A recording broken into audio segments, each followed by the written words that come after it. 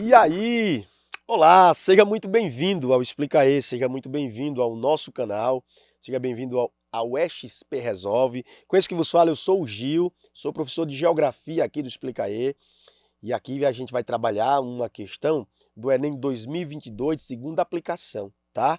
Então esta é uma aula de Ciências Humanas, essa é uma aula de Geografia, para fazer a resolução da questão do Enem 2022 de segunda aplicação, que eu vou fazer a leitura com você brevemente. Por quê? Porque antes você vai se inscrever no nosso canal, não vai não? Se inscreve aí no nosso canal, se você não está inscrito, se inscreve nele, por favor. Beleza? E eu queria chamar a sua atenção para essa questão, que ela vai exigir de você conhecimento acerca do assunto, sem dúvida nenhuma, mais importante de geografia, tá presente nas provas do Enem. Beleza? Qual é o assunto, Gil? O assunto é o espaço rural, ok? O assunto é agricultura, meu irmão. O espaço rural. Este assunto é extremamente explorado, é o mais cobrado dos assuntos de geografia, mapeados aqui pelo Explica E, mapeados por esse que vos fala, são 92 questões em todas as aplicações do Enem 2009 para cá. É isso tudo a gente tem aqui na plataforma para você, tá certo? Com um lindo guia do vestibulando. É isso, belezinha? Então, o assunto exigido é o espaço rural, conteúdo da competência 4 das ciências humanas, os avanços técnicos e tecnológicos nos sistemas produtivos. Sistema de produção rural. Belezinha? Fechou? Vamos agora fazer a leitura desse texto, vamos fazer a leitura e vamos estender um pouco a explicação, não é assim? Até o gabarito. Bom, o texto tem assim, ó. O equilíbrio ecológico e social do caipira se estabeleceu em função do que poderíamos qualificar de condições primitivas do meio. Terra virgem, de fácil amanho, abundância da caça e pesca, pesca e coleta, fraca densidade demográfica, limitando a concorrência vital. Quando, apesar disto, um determinado meio se exauria, relativamente aos seus precários recursos técnicos, é claro, não em absoluto, ele corrigia a situação pela mobilidade. A mobilidade recria o meio, permitindo as condições desejadas e, deste modo, garante o equilíbrio. Tá? Tá aqui a nossa referência, ó. Tá aqui a nossa referência, beleza? Está aqui o comando, mas esse comando tá faltando uma letra, tá? Eu vou colocar a letra aqui, tá bom? A construção, beleza? Aqui tá faltando a letra A, ó. Quando fez a impressão, esqueceram de colocar a letra A, engoliram a letra A, tá bom? Acabei de colocar, beleza? Velho, olha o que esse texto nos traz, ó. Este texto nos traz a exigência de você ter conhecimento do espaço rural e, sobretudo, deste assunto aqui do espaço rural, tá? Sistemas agrícolas. Sistemas agrícolas, ou chamados agrossistemas. Gil, como são classificados os agrossistemas? Pois bem, os agrossistemas são classificados assim, ó. Os agrossistemas tradicionais, belezinha? Delicinha, tá? Agrossistemas tradicionais. Os agrossistemas tradicionais são quantos, Gil? São 3. Os agrossistemas tradicionais são estes, ó. Itinerante, o agrossistema itinerante, também conhecido como agrossistema de roça, itinerante, que é o sistema de roça. O agrossistema de plantation, esse também é considerado um agrossistema tradicional, herança, não é? Do período colonial, certo? E o agrossistema de jardinagem, o agrossistema que representa a região asiática, as regiões asiáticas do sul, sudeste e extremo oriente. A jardinagem é o agrossistema da Ásia, não é? Da risicultura, beleza? Esses são os sistemas agrícolas tradicionais. Aí nós temos o sistema agrícola moderno, que é consequência direta da Revolução Industrial, não é? A Revolução Industrial, o avanço científico, tecnológico, transformou o campo, né? Levou novos métodos, novas tecnologias, né? Máquinas, insumos, né? Adubos, fertilizantes, pesticidas, herbicidas, né? A pesquisa. Então, o sistema moderno e os sistemas alternativos, tá? Os sistemas alternativos. Fechou? E os sistemas alternativos são sistemas agroecológicos. Olha a Gil fazendo um resuminho aqui para você, ó. Agroecológicos são sistemas alternativos. como por exemplo, é sistema alternativo, o orgânico. O sistema orgânico é agroecológico alternativo, tá? O alimento orgânico, beleza? Produção orgânica, sistema de produção orgânica, não uso de químicos, não uso de pesticidas, de herbicidas, ok?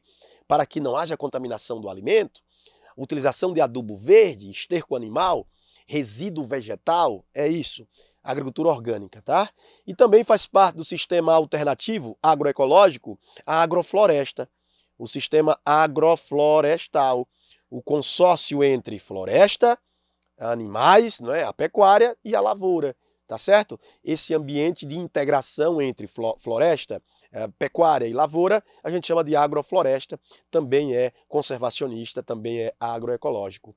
Esses são os sistemas agrícolas. É importante que você saiba a caracterização de cada um desses sistemas, beleza? Para você estar seguro, para você estar muito bem, é preciso que você tenha conhecimento desses agrossistemas. E quero deixar claro que eu tenho uma aula sobre isso aqui na plataforma do Explica aí, certo? Beleza? Ô Gil, tá, e que agrossistema é esse que está sendo abordado nessa questão? Está falando sobre o equilíbrio ecológico e social do caipira. E aí o texto fala que, veja, isso se estabeleceu em função do que poderíamos qualificar de condições primitivas do meio. Quais eram as condições primitivas do meio? Terra virgem, de fácil amanho, de fácil manejo, abundância de caça, de pesca, de coleta, poucas pessoas, uma fraca densidade demográfica, isso limitando a concorrência, né? A concorrência ali e esse espaço vital.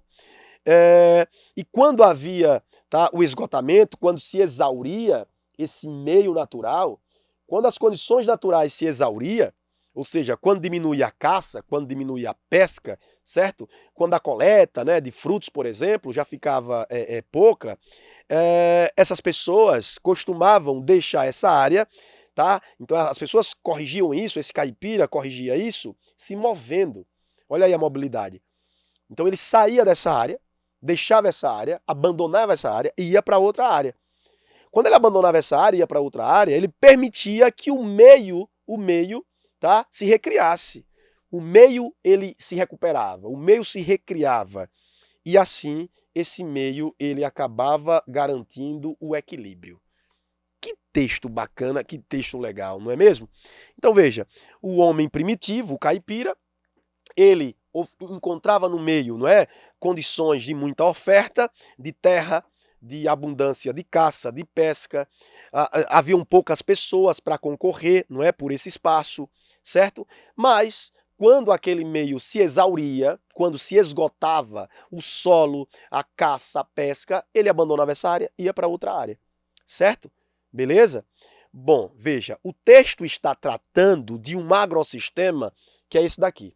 O texto está tratando do agrossistema itinerante. É esse agrossistema aqui, tá? Esse agrossistema é assim chamado itinerante porque a palavra itinerante significa móvel. Itinerante significa algo que se movimenta, algo que é móvel.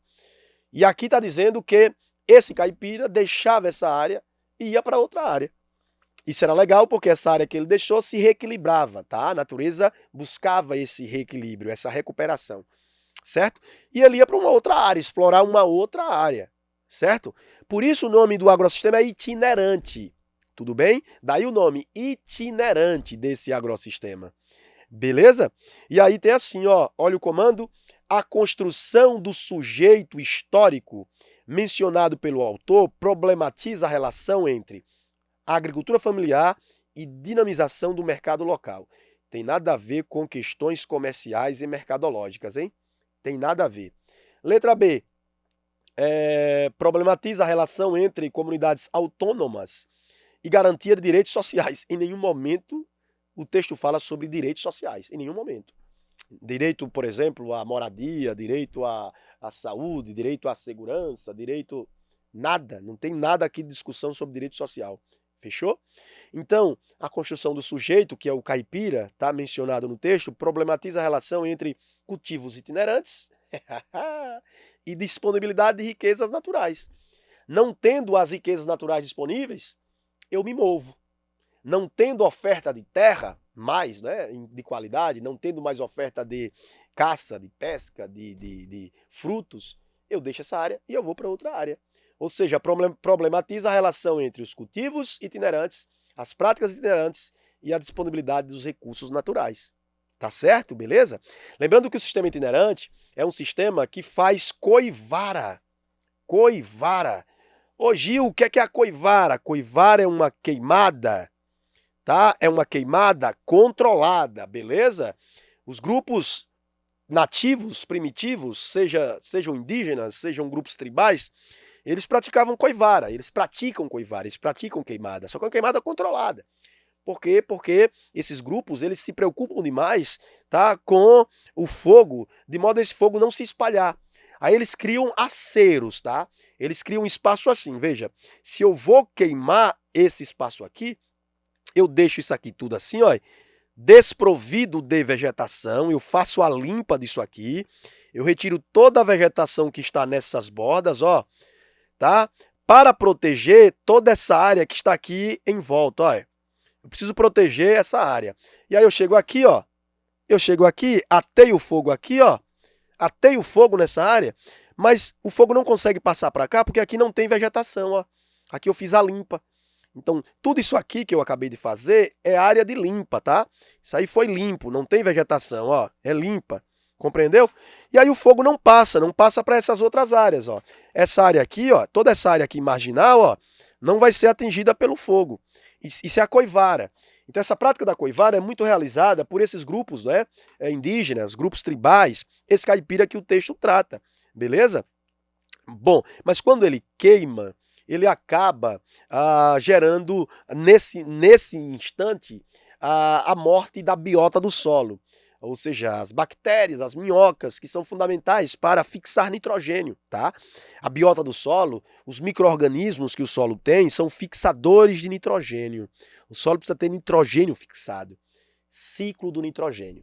Isso que eu estou falando é cobrado lá em natureza, e não cai não, viu? Isso em natureza, isso despenca em natureza. Ciclo do nitrogênio, se liga aí, hein? Beleza?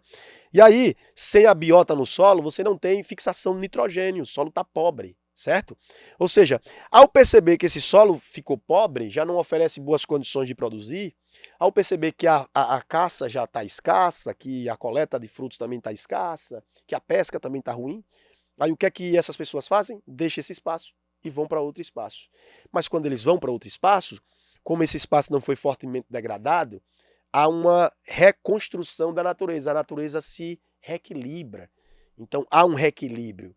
Esse solo vai voltar a oferecer boas condições, a caça vai voltar, a pesca, os peixes vão voltar, os frutos retornarão em grande quantidade, compreende? A natureza encontra suas maneiras de se reequilibrar, porque essa não é uma prática predatória, essa não é uma prática intensiva e que vai esgotar esses recursos, beleza? Tranquilo? Portanto, o gabarito é a letra C. Tá sendo tratado aqui do sistema itinerante, tá? É isso que está sendo abordado.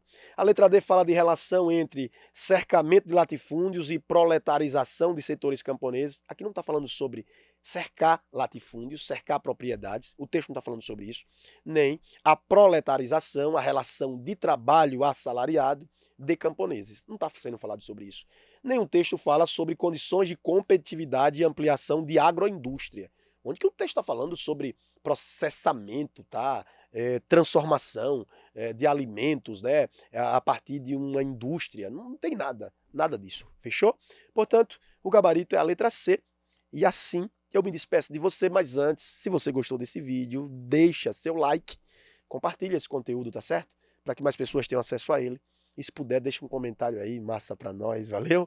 Cheiro, abraço, tchau, tchau.